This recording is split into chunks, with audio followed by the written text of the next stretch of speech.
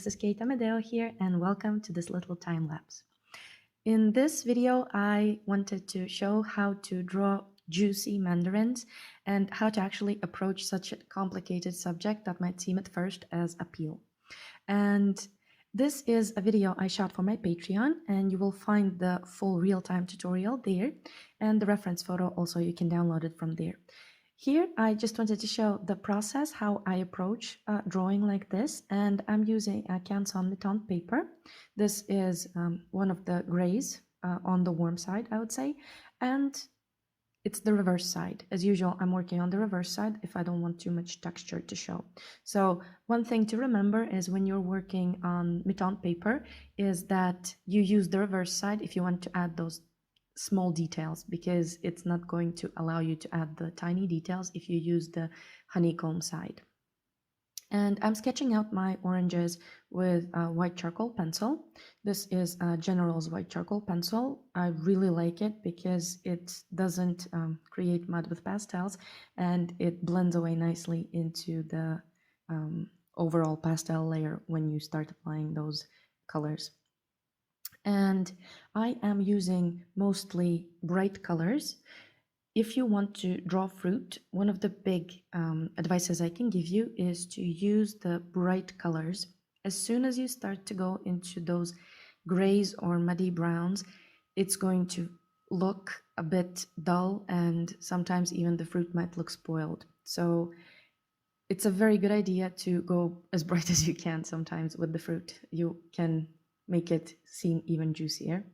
And as usual, I'm using a different collection of soft pastels, some Unisons, some Sennelier, some Schminke, and also Rembrandts, of course, one of my favorite brands.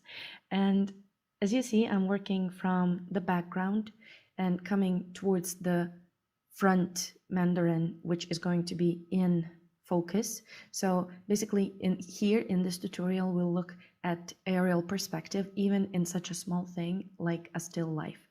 So we are going to be actually adding this aerial perspective into our mandarins, as in we will be creating the front mandarin as detailed as possible, and the ones that are progressively further away will have less detail on them and will become blurrier. So if you imagine taking a photo with your camera and you put the aperture of your camera to the smallest number, it's going to blur everything in the background. So imagine as you're focusing the camera in and out, and this is basically what we have to portray here in such a way so that our mandarin that is furthest away doesn't seem as if it's floating in the air. So here we will be working with the shadows that will ground our mandarins, and also we will be using this aerial perspective. And as you see, I'm using very, very few white.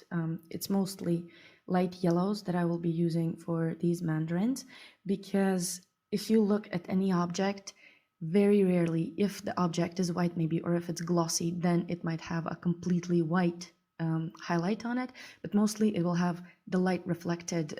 For example, as in this case, I had the light from the window. Even though that it was cloudy, the light was not as blue, but still I was going for this warm and cool look. So cool light and warm shadows. And also in this tutorial, I'm working on a trick at how to show those colorful shadows in a way that they don't seem dull. So I'm adding also some of that blue of the cool light into my shadows. But anyway, you can see that in the tutorial.